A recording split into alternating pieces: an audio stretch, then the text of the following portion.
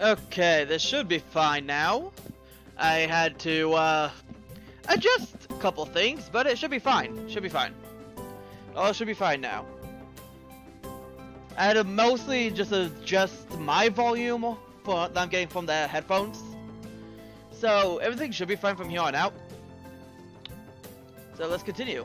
Hanako doesn't come to morning class at all, leaving her seat looking empty and lonely in the back of the classroom. I have to tell her that Lilly was looking for her if I see her later. After the events of this morning, class is pretty boring in comparison. Turn the pages of my textbook lazily. I have a bit of catching up to do, despite trying to keep up with my studies at the hospital. But I'm not feeling that enthusiastic about it. The clock at the front of the room sounds unbearably loud. The teacher hasn't said anything in over 7 minutes, instead opting to cover the board in rows and rows of equations taken directly from the book. The rhythmic clashing of chalk on the blackboard seems to synchronize perfectly with the ticking of the clock. I start to copy down the equations just to pass the time, even though they are right there in the textbook. When the bell rings, I'm not in a hurry, because I have nothing to do. So I stay for a while, reviewing what we covered in class today. I prefer to leave last anyway, so I don't have to deal with the crowding in the hallways.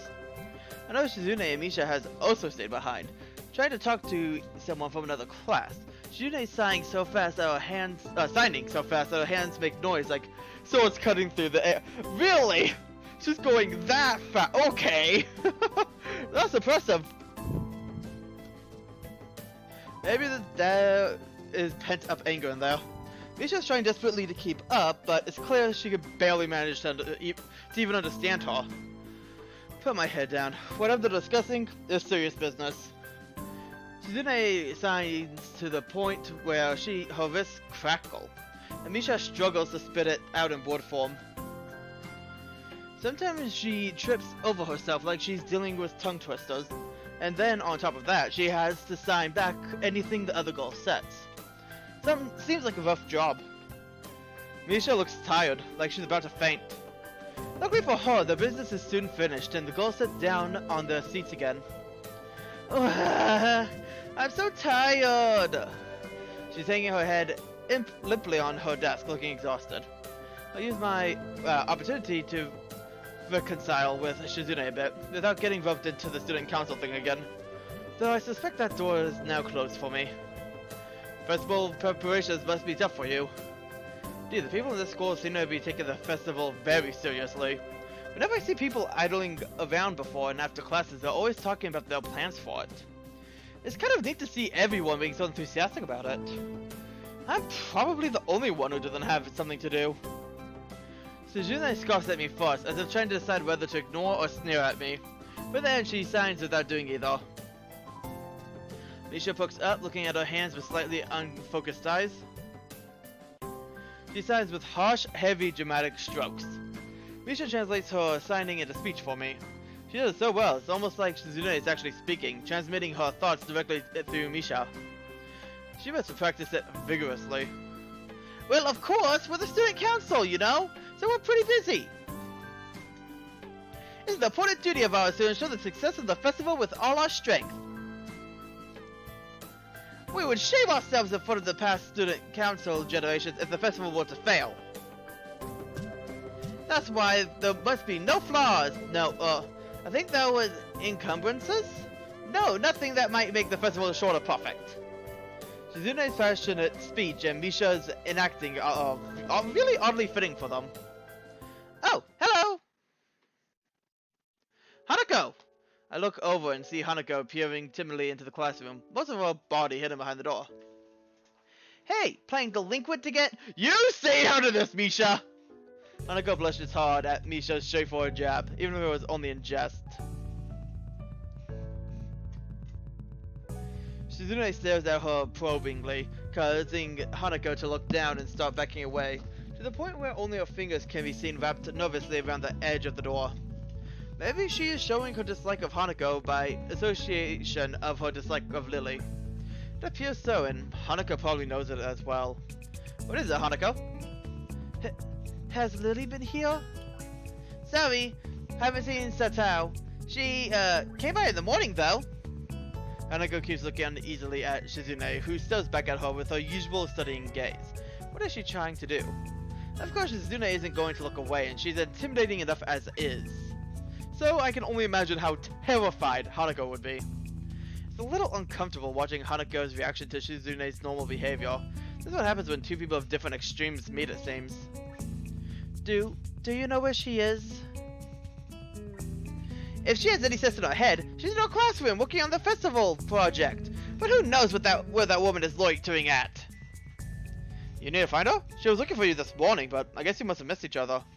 She waits a little without answering the simple question, looking awfully like she's not sure if it's proper to answer such a question. Yeah, I can come with you, if it's okay. Hanako nods fractionally, still on guard, her shoulders stiff like wood. I get the feeling that she might be more comfortable by herself after all, but it's too late to back off now. She has this really troubled expression she seems to wear almost constantly, one that makes me constantly be on guard myself. I wonder why. Kind of understand why she always seems to be wary, or maybe more like why there could be a person like her. But I still have no idea how I should act around such a person. It's dinner time soon. Were you planning to eat with Lilly? She nods slightly. She must have been trying to get in the cafeteria. Well, there's something of a dinner crowd, just like the cafeteria is crowded during lunch. It's not bad because dinner time is longer than lunch hour, but I can understand why Hanako could be discouraged from going in. Pick up my bag and we take our leave. Hanako skips a little to meet my initial pace, so I slow down to match her speed. It doesn't take long for us to be walking at a comfortable pace down the hallway. Yeah, a comfortable place. That's where Lilly is. It almost feels like we're going for a stroll together. Something that I can't say I've really done with a goal. Hanako doesn't seem to be thinking the same thing though. Even though we are walking at the same pace, she never comes within arm's reach of me. I guess she's still a little uncomfortable around me. Given how shy she is, there doesn't seem to be much helping it, at least for now. By the time we arrive at the cafeteria, there's not much of a crowd there, but Lilly is nowhere to be seen. Hanako's head sinks even lower than usual. Have you looked somewhere else already? Just the library. I was reading. So she does spend the classes she skips at the library. So not exactly a thorough search then. Well, if I had to guess, she'd be in her own class like Shizune said, right? Right. With the slightest of nods, Hanako agrees with my reasoning. God, she's being so awkward. It's like I need to double-layered silk gloves with padding to even begin interacting with her. Some small talk might help her become a bit more used to me.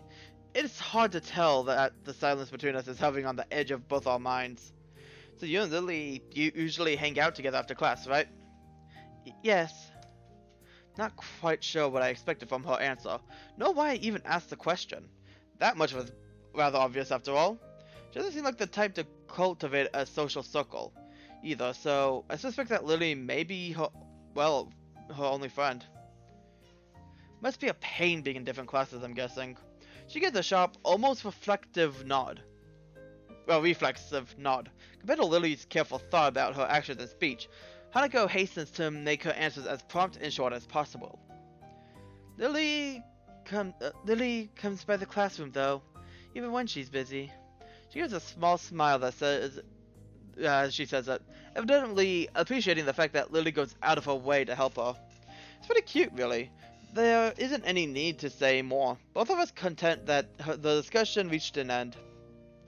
As we ascend the stairs back to the lobby, we are met by a group of students heading downstairs like a school of fish moving from one fitting area to another. They seem to be keeping mostly to themselves, but before I can notice her doing so, Hanako has moved around behind me. Hey, are you alright? Just keep going. The students pass us without as much of a second glance, and Hanako takes up position to my side again. As we enter the building, her momentary reprieve from her anxiety all but snatched away. Even as we climb towards the third floor, she doesn't seem to relax. It isn't as if I've never known a shy person before, or even shy girls, but Hanako seems to be pretty far beyond what I call normal in her fear of other people. If it wasn't for Lilly acting as a mediator, I doubt Hanako would have ever been able to walk beside me like this. She seems to completely shut down in the presence of others. The rest of the walk up to Lily's classroom continues in strained silence, while I view her inability to socialize at all. As we make our way up the stairs, the noise coming from Lily's classroom is audible from halfway down the hallway. I wasn't expecting such a din at all. Well, I guess we found her. That wasn't hard. Did Hanako come here first, then came to me for backup, I wonder? Oh, if that's true, then she's starting to trust me a little. That can only be a good thing. Eventually, the two of us reach the door to Class 3-2. With Hanako less than subtly positioning herself behind me, I open the door. So this is what Class 3-2 looks like. Inside is a hive of activity, seemingly every student in the class talking at once as they work hurriedly on their separate tasks. Going by the paint cans, decorations, and banners being made, it must be for the upcoming school festival. Wait, how is the blind class doing that? Because Lily said herself that 3-2 was basically blind people. Where they're either blind or partially blind. Likely Kenji, I'm guessing. Like Kenji's level of blind. I guess my first priority should be finding Lily. There. Finding her among the din is surprisingly easy. Not the least because of her looks. There's a couple of students gathering around her as she stands at the front of the class. She seems to be in charge of the preparations, or at least busy organizing them.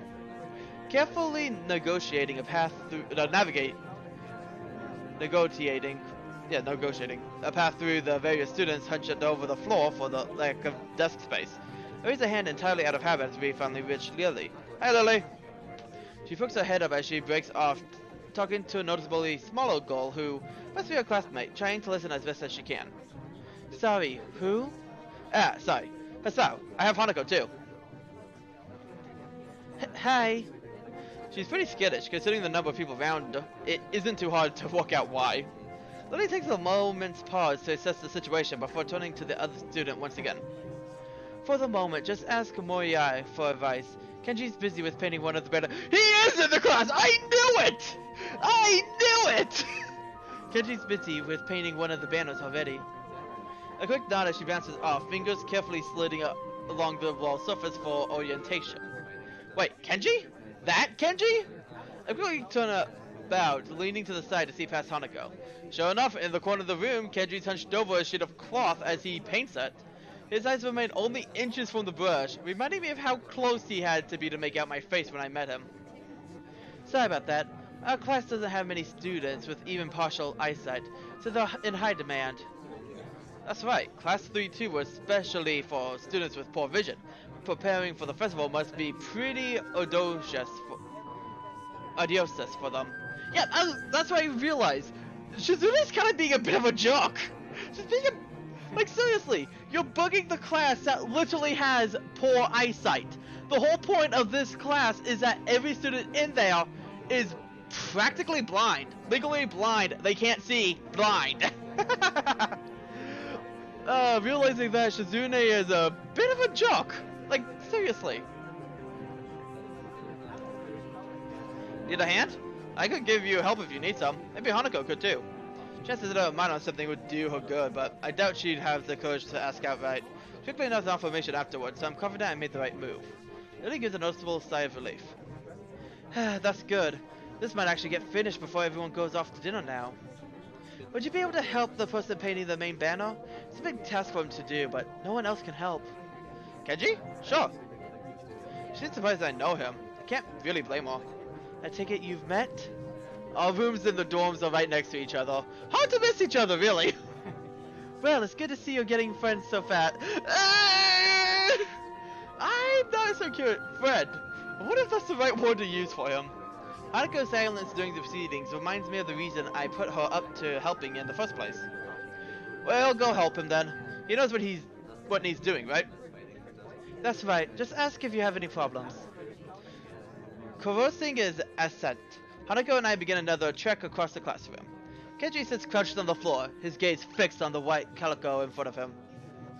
Hey, Kenji! No answer. He continues dragging his paint-soaked brush along the large half-painted kanji that's sketched on a sheet and pencil. Kenji? Huh? What? Who is it?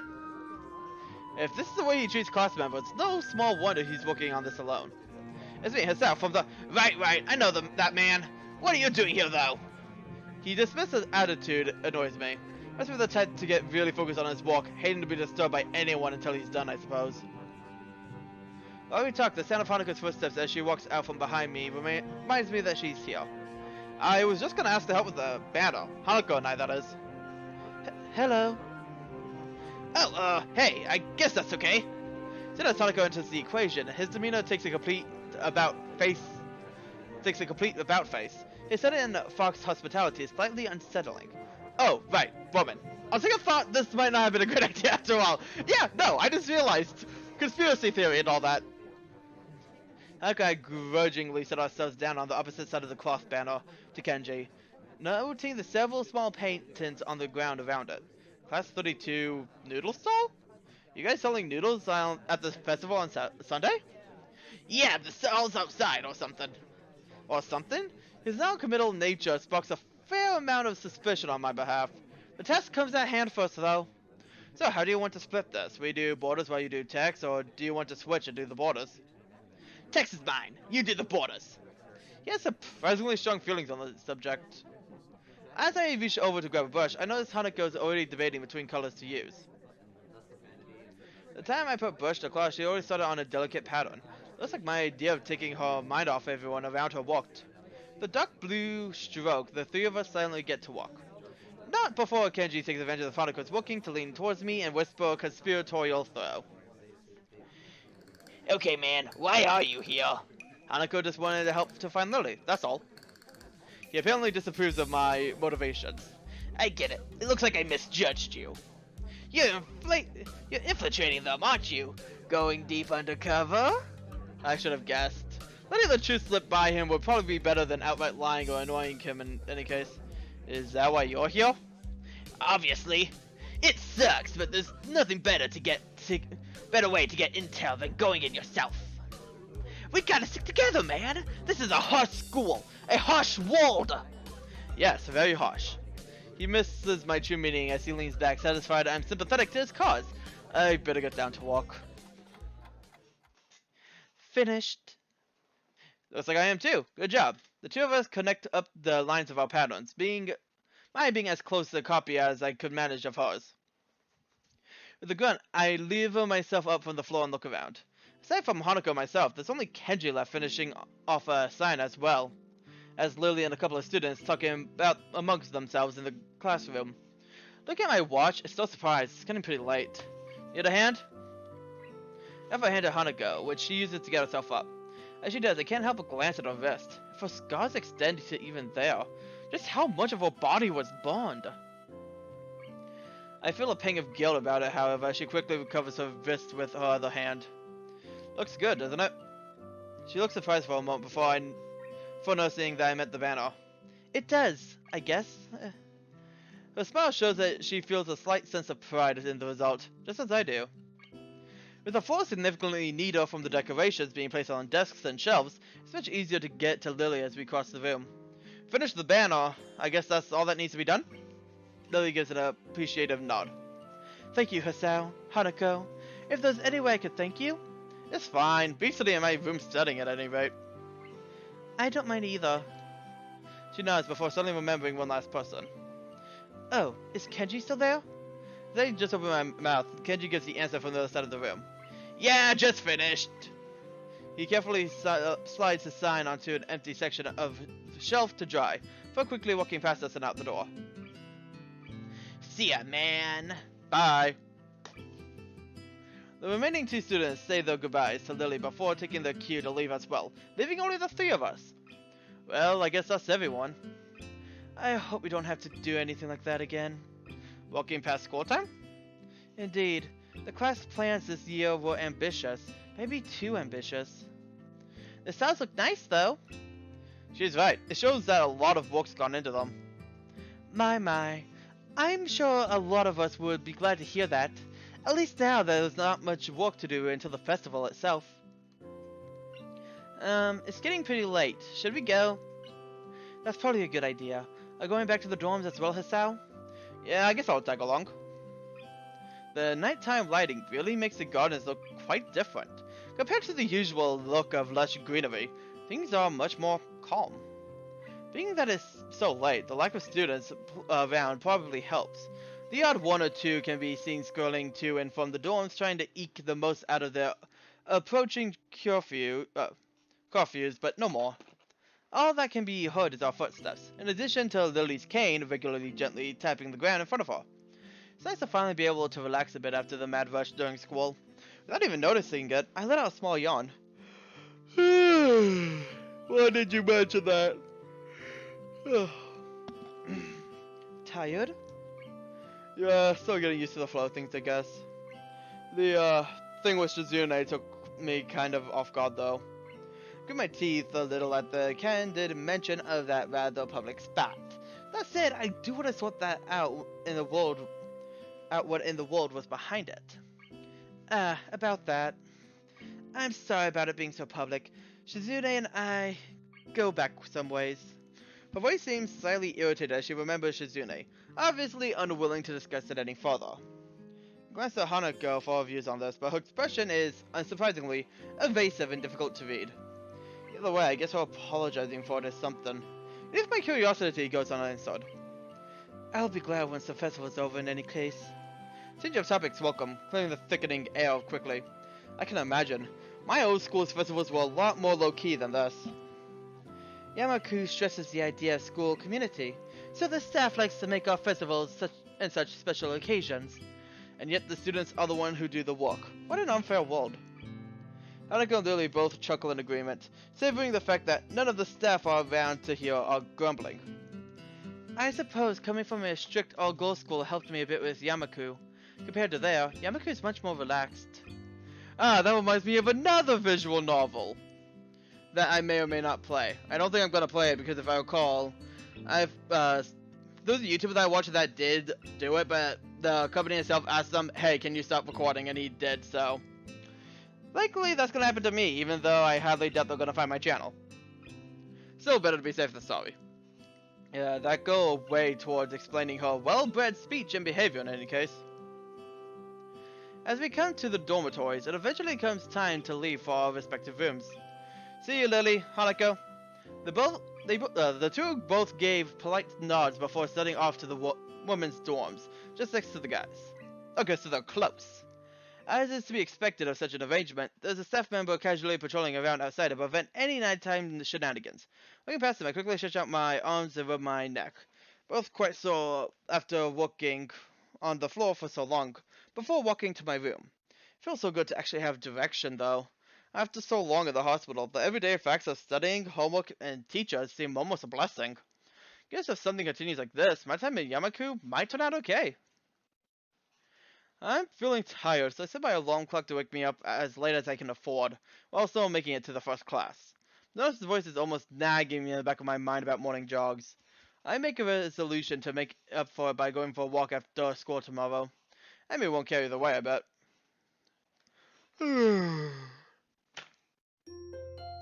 And that's where we're gonna end it. We at least was able to hang out with Hanako and Lilly, help them out a bit, so hopefully Shizune will get off their case. I've remembered it's kind of rude for Shizune to ask quite a lot about the freaking class that is blind, with only Kenji really being the only one that can see. Like, I really can't blame them with that. Yeah. Anyways, that's all for this time. This is Resonic the Drug Gamer. I hope you enjoyed the series so far and hope to see all you guys again next time.